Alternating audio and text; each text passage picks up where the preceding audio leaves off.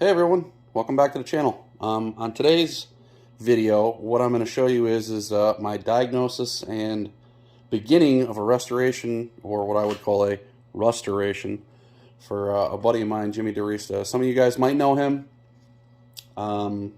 If you don't, you should probably Google him and check him out. Chances are you guys all do.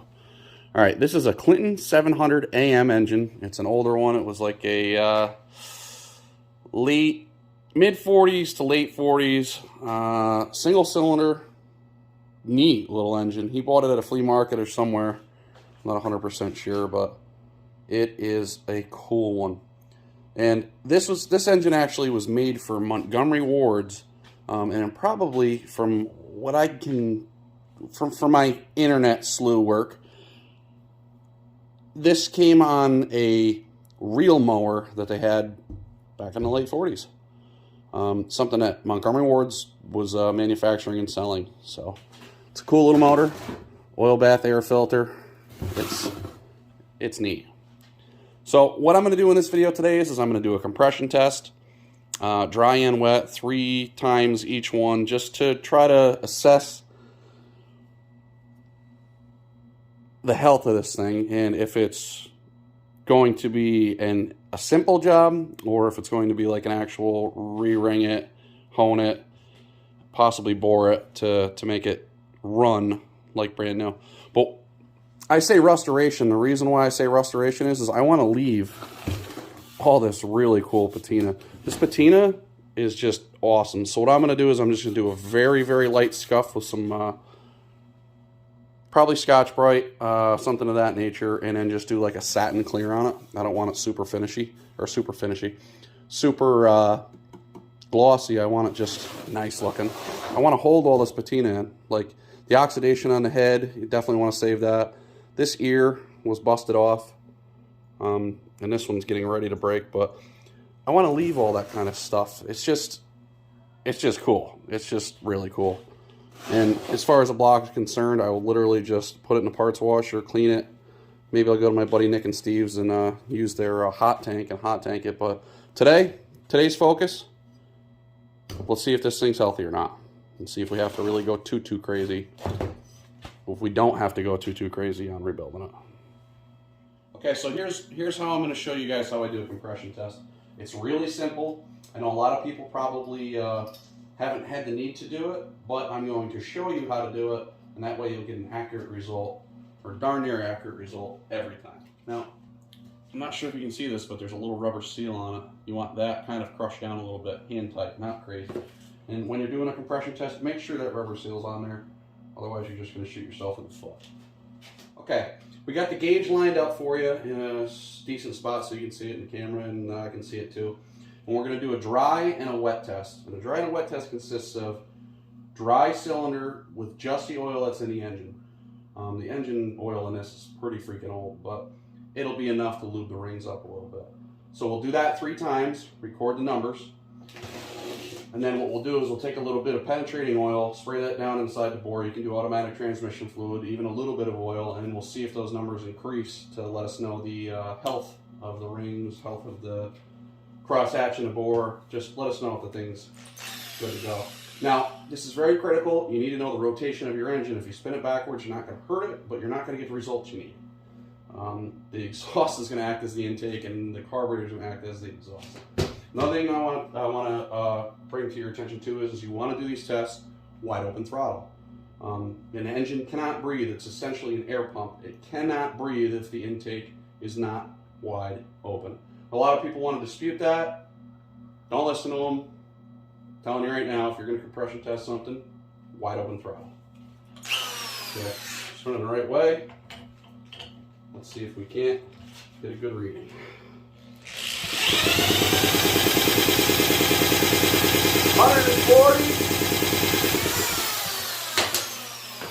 140 on our first try. This thing's pretty healthy. So we'll record that, and we'll do it 2 more times. 140. Wow. Now we'll pop this compression tester off.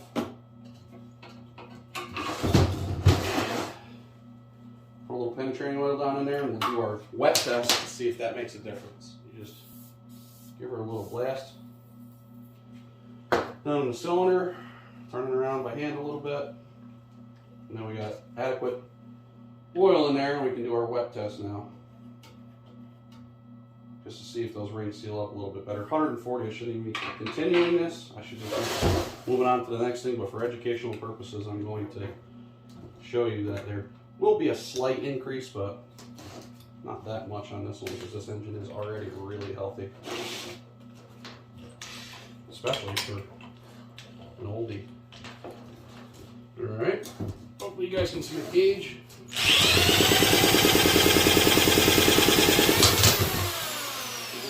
About a 10-pound increase, 8 to 10 pounds, so we'll say 150. Right. 147. Like a little bit of 145. So, with these numbers being said, I do not like to work on anything unless it has 90 to 95 plus. Otherwise, you might have a bad leaky valve. You could have a worn camshaft. I mean, there's a lot of things. The rings could be bad, could be cracked. Cracked ring, cracked piston skirt. Seen that happen too. So now that we know the compression's good, we're going to move on to the carburetor, and I'll show you how I do that next. All right, now that we got our results for the compression test, we know that this engine actually, piston ring wise, bore wise, is in really good shape. It's making a lot of compression.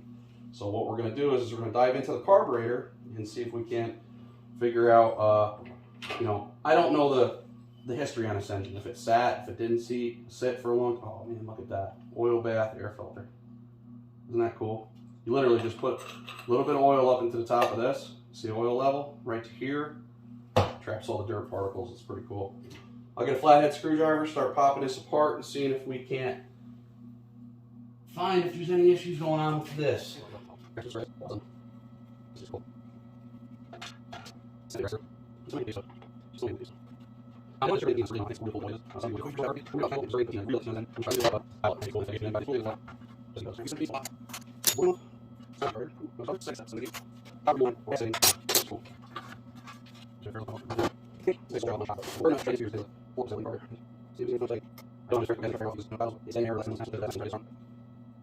Alright, so let's get this off. Oh, look at that. Here's your float. Here's your needle and seat. Alright, so as far as these gaskets are concerned, I don't want to mess with them too much. They look like they're in reasonably good shape. And I feel that I'm probably going to have a hard time finding these gaskets, seeing as though this engine's so old. So what I'm going to do is I'm just going to leave this gasket the way it is, put fuel in it, finish the rest of my restoration. And if it leaks, then I'll decide to try to get another gasket. But I kind of want to keep it as authentic as I can. And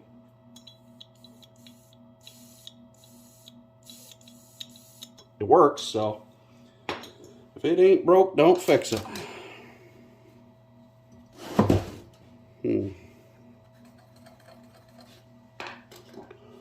I'm really tempted getting a blowgun and blowing this out and putting fuel in this and just setting that back on top of it and seeing if it runs. Okay, so this is what I decided. I'm going to blow this bowl out of the carburetor, give it a good cleaning, pour a little fuel in it, screw them screws back on and see if I can get this engine to fire on just a little bit of fuel in the bowl. If it's got that good of compression, it ought to kick over and run. So put some fuel in this, put the cap back on, and we'll start trying to start it. Well, let's give it a little blast of the sauce here. This is just regular brake clean, flammable. Got to make sure it's flammable. It acts as a good starting fluid for these engines, and it won't hurt it as long as you're not blasting brake clean into it like crazy. And seeing as we're going to stick with the theme of not wanting to pull this thing by hand, we'll just use this drill here and see if we can't pop and spit and cough and start.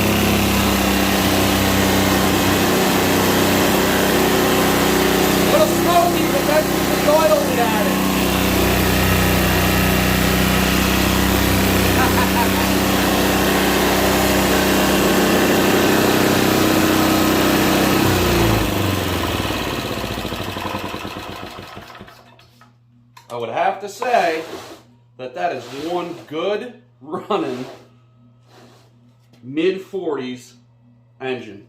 I can't believe that. I mean, this is just awesome. Oh, cool. Well, let's drain the oil out of it. Now that we got a little bit of heat into it, and we'll see what kind of cruddy old oil that's in it. Alright, so you can see I got the oil draining on this engine. It's in really good shape, especially for being older. I mean, obviously someone has had this running in the past, but the more recent past than obviously 1947. The oil's in really good shape. I don't see a lot of metal particulates in it. I like to take it on my finger and really thin it out and look for metal. And I don't see any of that. This thing's in really good shape. So what you're going to see in part 2 is I'm going up to see my friends Nick and Steve at Accelerate Machine Shop in Cohoes. These guys are top-notch engine builders. I mean, these guys, they should be in magazines. They're literally a hidden gem. And I'm going to go up there, use their hot tank, get this thing as clean as I can, and then I'll start taking parts and pieces apart, like the fan shroud and a few other things. And I'm going to probably put a high temp satin clear on them, clean this thing up really nice, do a little bit more mechanical stuff to it, probably present it to Jimmy, hopefully at the Catskill Mountain Makers Camp here coming up the 20th and the 21st of March. So also, if you want to see me there, you guys can shoot right down, check it out. I think they're doing blacksmithing for the weekend. That's something that I would like to learn about. I know a little bit of metallurgy, but I don't know everything about metallurgy, and I'm sure there's a lot of people that know a lot about a little, and when you add that up, you have people that know a lot about a lot. So, never too old to learn. So, hopefully you guys like this, and in part 2, you'll see me at the machine shop. So, thanks for watching.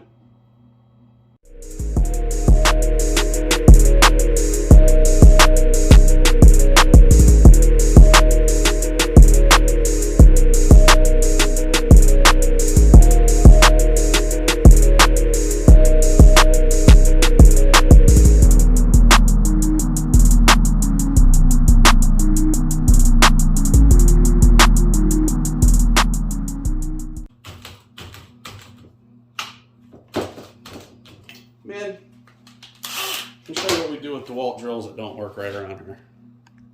See this thing? On to the next one.